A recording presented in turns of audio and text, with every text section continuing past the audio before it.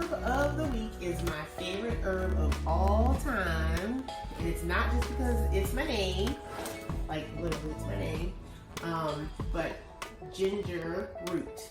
A fresh plant, a combination of blood-cleaning herbs as well as herb. This is probably one of my favorite aphrodisiac herbs. Sexual health. We have trillions of human cells, but we have 10 times more bacteria or microorganisms in our body. In maca root, this is maca powder. That's the main way people take it. This is what it looks like. It's a new month, so that means we got a whole new set of herbs.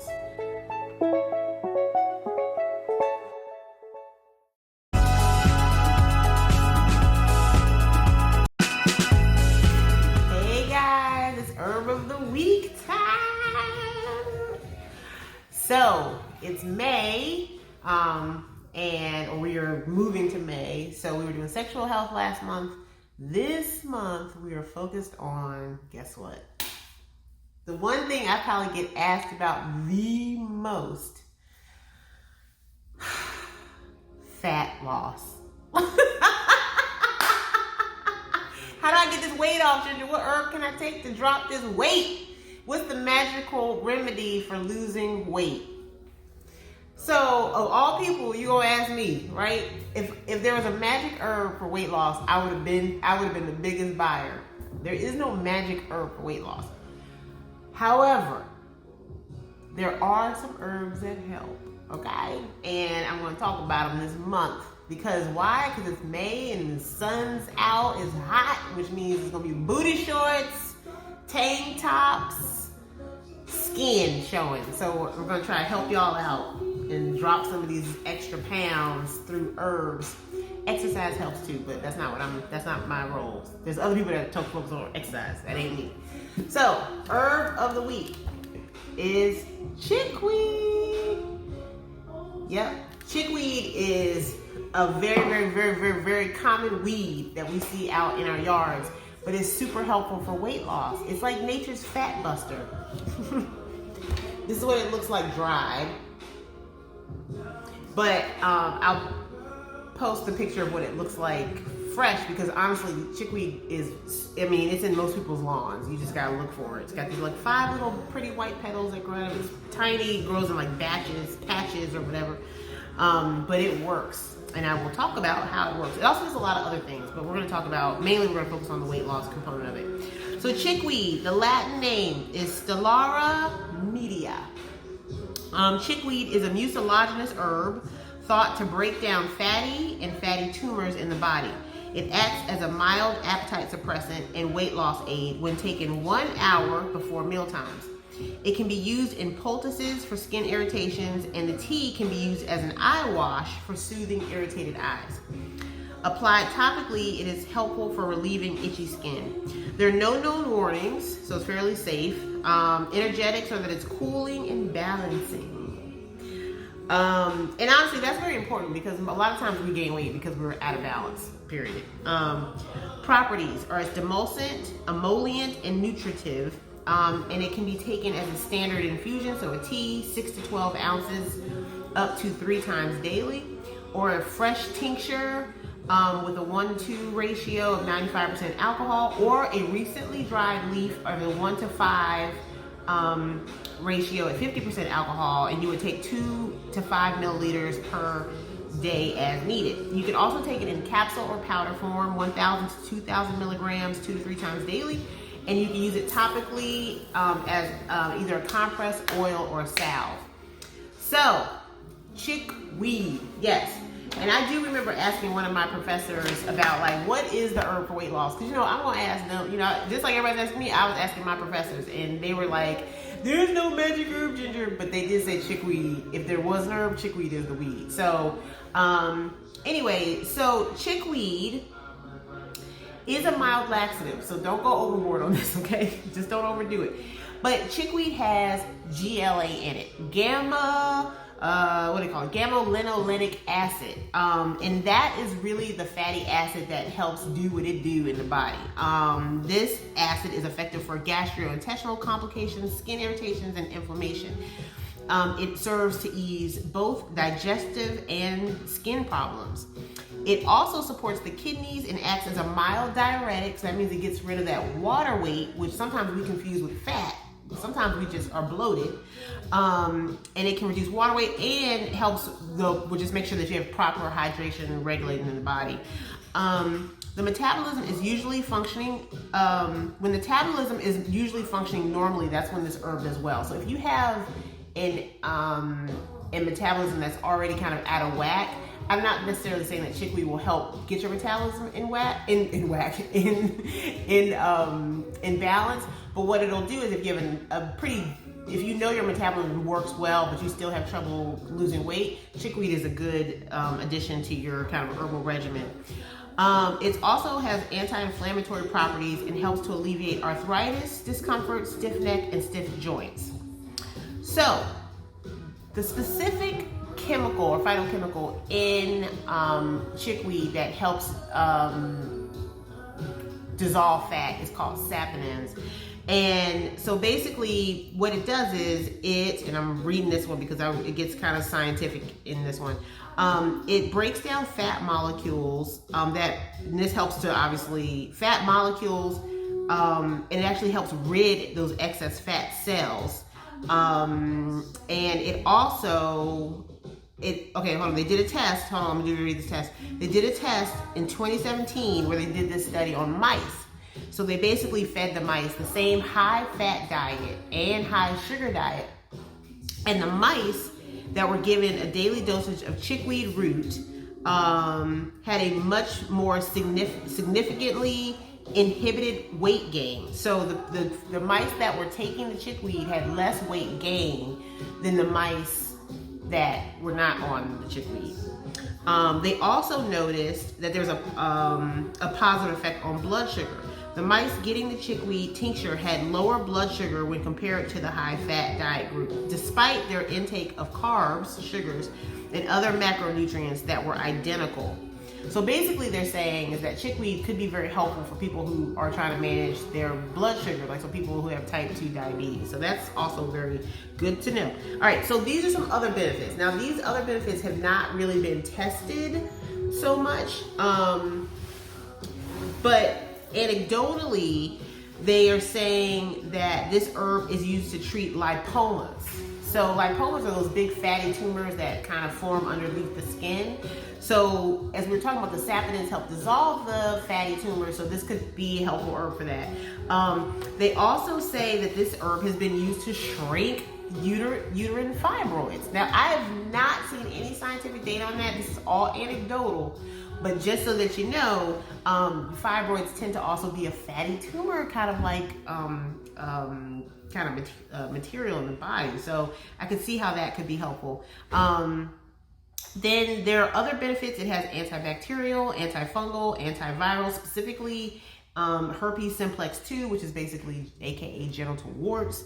It helps with regulating inflammation in the body because it specifically helps with managing nitric oxide production. It helps for people who are asthmatic. It helps for people that have itchy skin. It also helps animals who have itchy skin. So if you got dogs and cats that have itchy skins, chickweed could be a good option for them. It's antioxidant, anti-cancer, liver production, specifically against hepatitis B, and anti-allergy. Dang, y'all, this thing does it all. And honestly, most weeds do. So I've said this before, but weeds tend to be the most powerful herbs that nature has created. Why? Because they can sustain very significant environment changes in the environment. So I mean, everything from drought to typhoons to hurricanes, all stuff, it just keeps coming back. You spray it with the weed be gone, it comes back. So it's very resilient. And then when you eat those herbs, when you eat those weeds, you also become resilient. That's how it works. All right, so They also said that it can help fight against shingles. It helps with hair growth, skin cancer, dark circles under the eyes, hot flashes, hemorrhoids, acne, thyroid, testicle swelling, and even coughs. And then they say the flower essence of chickweed is said to help release the past and focus on the present. Isn't that just beautiful? Anyway, all right, so chickweed is your herb of the week. Take care, y'all.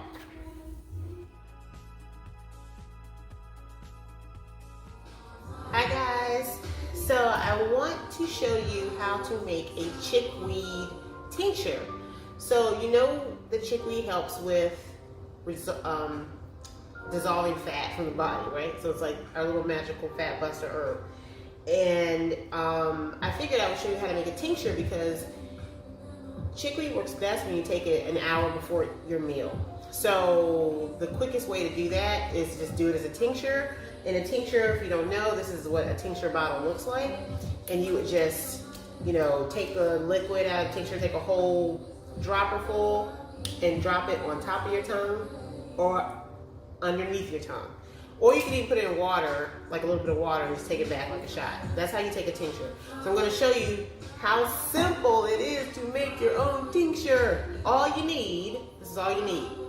You need your dried herb, which in this case looks like this. This is the chickweed root.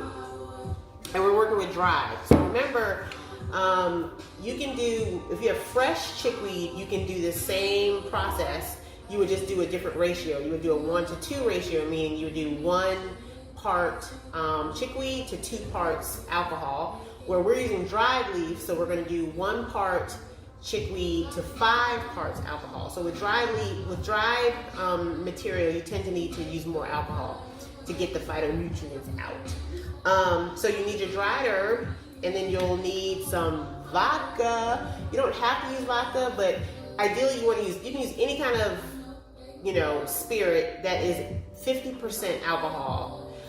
If like this is 40, I'm just gonna go with it. That's fine. But if you have something that's like 95%, like if you're using like Everclear or something like that, then you'll need to add water to dilute it in order so that it's not too strong, because you don't want to put in too powerful of an alcohol as well. So you need to look at the alcohol per volume. You'll also need a mason jar. So depending on how much you're making, you'll get a different size jar. So in this case, I'm only going to be using 100 milliliters of vodka. So that's why this is enough. If you're going to make a big amount, you use a bigger jar. So we work in parts in herbs, so then you can kind of make the quantity that you need. And then you'll also most likely need this. What is it, Ginger? It's a coffee grinder. But I use it as an herb grinder, so I grind my herbs down. Why? Why do you do that? So, in this case, we're doing a 1-to-5 ratio. I'm going to be using 20 grams of chickweed, and I have my little handy dandy scale right here, and it's on grams.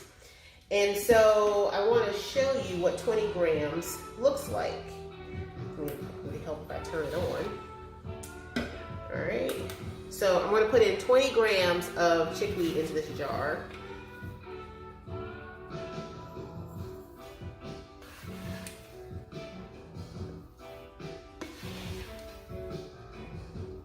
Alrighty. We're working our way up. We are at 15, 17. Alright, that's 21, so we're close enough. Alright, so this is 21 grams of chickweed right here, okay? So could you just pour the vodka on top of that? 100, because remember, so if we're gonna do 1 to 5, that means you have to multiply 20 times 5, which is what? 100. So now you put 100 milliliters of vodka over top of this. So let's measure out 100 milliliters, and then I'll make my point. Okay, make my point, yeah. Or why you need this coffee grinder. So here we got our little measuring cup. We're gonna pour in 100 milliliters of some Smirnoff. All right, so that's, put the lid on for my hose. All right, so this is 100 milliliters of vodka, and this is 20 grams of, hey Alexa, go away. So this is she always in my business. this is 20 grams of chickweed. So you can see that there might be a problem, that this amount of liquid is not going to submerge all of this herb. So what do, Ginger? You get your coffee grinder and you grind it down, which I'm not going to do that right now, but I already ground some chickweed, and look, see the difference? Both are 20 grams of chickweed. This is why you need a coffee grinder. You get into the whole volume and density thing, you know? So you can actually, it's really good in general when you're making tinctures to powder down your herb, because you actually get more surface area on the cells that way. So I'm not going to talk about that part, but that's the truth. You can actually get more coverage. You have to get a better product when you powder it down versus just pouring it straight over. You can do this. You just pour it straight over, but this is a little bit better. So we got our 20 grams of powdered chickweed leaf, right? And we've got our 100 milliliters of vodka, and we're just going to pour it right on over. And see, now you got full coverage. See? See how that worked out? And all you gotta do is cap this baby and shake it. See? Just shake it, shake it, shake it, shake it, shake it, shake it, shake it. And you just let it, make sure it's all in there, all good and good. And you would just let this sit for like 4 weeks. That's it, 4 weeks. Yeah, you can't make this in a rush. If you want it in a rush, you gotta order from me. I can just send it to you. But if you wanna make your own, you need some patience. So, what I will say is, do not forget to label what this is. Why? Because you'll start making a bunch of tinctures and you have a bunch of jars around the house and you won't have any clue what's in them. So the types of things that you want to put on your label: the name of the herb, so in this week, chickweed root, and you want to say root because it could have been the leaf, it could have been something else. What the ratio was. So we did a 1 to 5. Remember, we did 20 grams to 100 milliliters of water. So you want to put 1 to 5. You want to put the date you made it, okay? So whatever today's date is. And then the ingredients, we use, in this case, we use vodka at a 40% ABV, alcohol per volume. We use 100 milliliters. So you want to put that on there. And then you want to put chickweed root dried, 20 grams. And then you'll leave a space for the date that you actually tincture it, meaning the date that you strain it. And the reason this is important is because if you, especially if you're making tinctures for other people, you want to know exactly what you did to make it, because if there's any issues, you can go back to your notes and be like, this is what is in here. And so, or if you want to replicate it and you want to get the same kind of, ideally the same kind of results, you want to make sure you're using the same thing, because you will easily forget when you start making a bunch of tinctures. I'm telling you, I got jars all over it. So you would take your label and you would put it on your jar, like so, okay? Ideally, you would tape it. And you would put this in a dark cabinet. And every day for the first 7 days of the 4 weeks of this tincturing, you want to go in there just once a day and shake it up. Just for the first 7 days. After that, you can just let it sit. But this is called maceration. This is the process of when the phytochemicals leave the herb and go into the alcohol. And that's when the good stuff starts happening. So, real quick, after the 4 weeks is up, what you do now? So, you get a measuring cup, you can get any kind of bowl or something, and you take your herb that you had sitting. In this case, this is actually something I've probably had sitting for, I don't know how long. I don't know. Hopefully I'll be able to open this thing. Oh gosh.